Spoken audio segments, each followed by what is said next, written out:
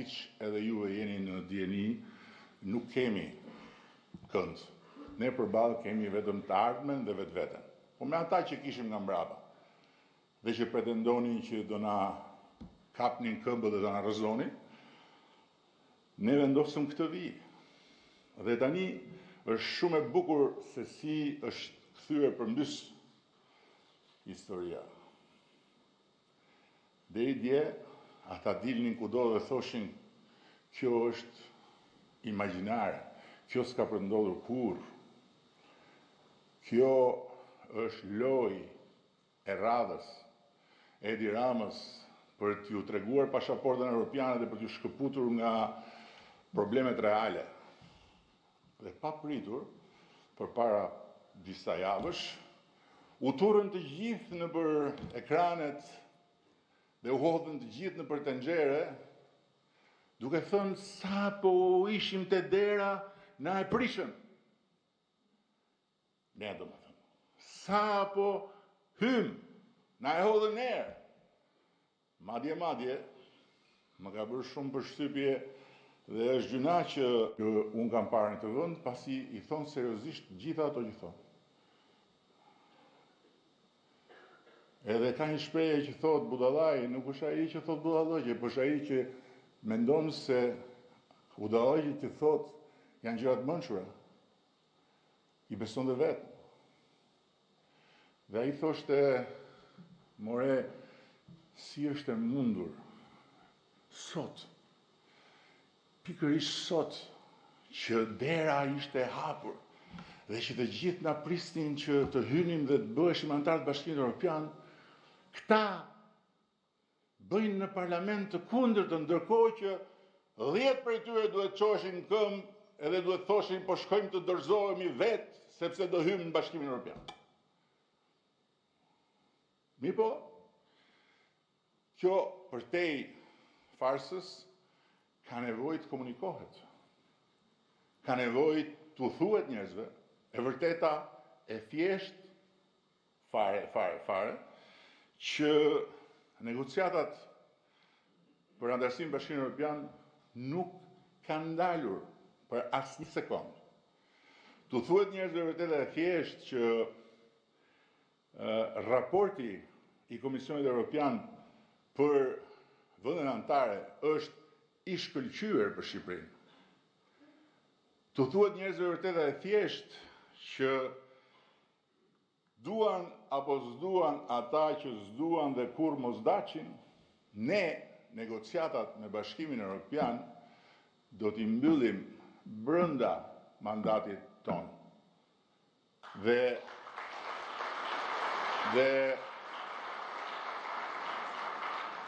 Dhe nuk ka mërgat kyqesh në Berlin që na ndal ne në këtë proces. Nuk ka mërgat kyqesh në Bruksel që e ndal Shqipërinë në këtë proces.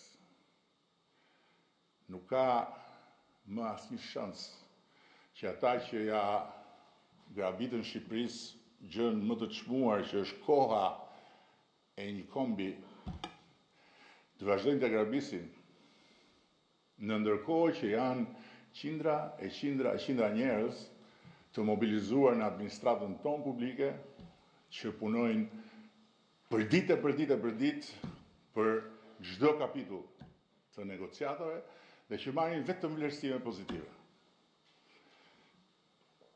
Në anën tjetër, në asamblenë e fillim mandatit, kemi folur për disa reforma të rëndësishme, për cilat duhet flasim me njerëzit. Në këtë proces që nisim nga sot dhe deri në fund të prillit.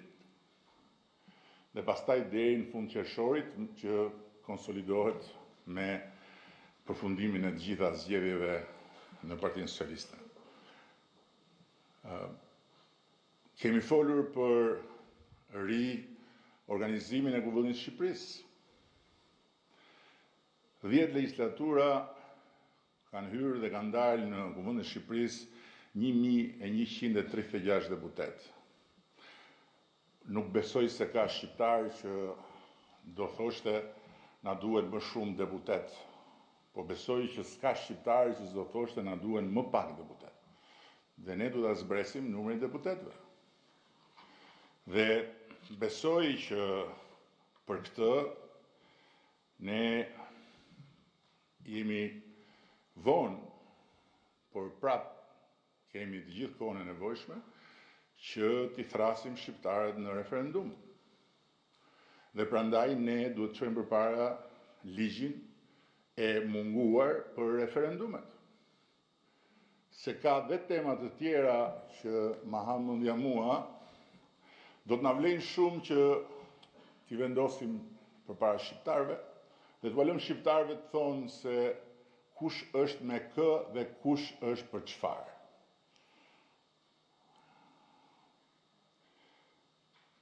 Kështu që besoj që ligji i ri për referendumet është plotësisht i realizueshëm brenda këtij sesioni të legjislaturës. Së dyti kemi folur për ligjin organik për funksionimin dhe organizimin e Kuvendit të Shqipërisë. Është i domosdoshëm edhe ai sepse Kuvendi i ka deputetët pa status. I ka të pa mjaftueshme burimet me të cilat funksionon. Dhe Kuvendi s'ka as shtëpi. Kemi thënë që duhet ta bëjmë Kuvendin me shtëpi. Kështu që të gjitha këto duhen bërë dhe duhen bërë tani. Mbase nuk është e mundur që shtëpia e re e Kuvendit të përfundojë brenda këtij mandati, por është plotësisht e domosdoshme që të fillojë pa kaluar ky mandat, madje pa kaluar gjysma e këtij mandati. Pastaj kemi vënë përpara nesh detyrën për të bërë një reformë administrative territoriale, e cila nuk mund të qëndrojë e mbyllur në guackën e një komisioni, por tani ka ardhur koha që të diskutohet. Dhe në radhë parë ta diskutojmë ne. Ta diskutojmë ne me njerëzit në territor.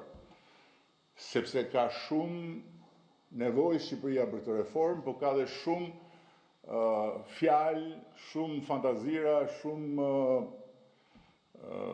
shpifje që kanë nisur të qarkullojnë dhe do vazhdojnë të shtohen për t'ju kundërvënë reformës. Në ndërkohë që ne e kemi të domosdoshme këtë reformë për 1001 arsye të cilat i duhen bërë me dije publikut. Po ashtu reformën zgjedhore kemi nisur nga puna, siç kemi nisur edhe për reformën territoriale, ashtu siç e tham në krye të vitit të parë të mandatit, dhe duhet adresojmë me patjetër rekomandimet e OSBE-ODIR-it, por mbi të gjitha ne duhet ta bëjmë depolitizimin e plot administratës zgjedhore, duan apo nuk duan ata që kur mos daqin, sepse është një nga pikat më të turpshme për një Shqipëri që bëhet gati të hyjë në Bashkimin Evropian. Dhe ndërkohë, mbase ka mbetur i vetmi vend në Europë me një administratë politike të komisioneve zgjedhore. Ashtu sikundër, duhet patjetër të bëjmë çmos që rezultati të dali më shpejt. Dhe besoj që duke bërë këto dy gjëra, do t'i japim përgjigje shumë shqetësimeve që krijohen artificialisht, pasi kur them artificialisht nuk janë për mungesë të vullnetit ton, dhe që pastaj zmadhohen botërisht.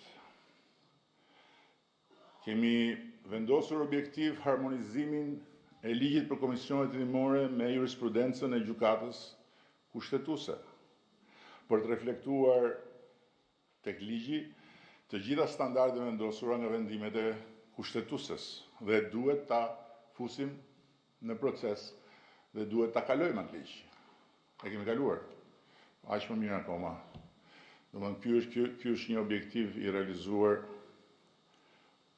Aq më mirë akoma.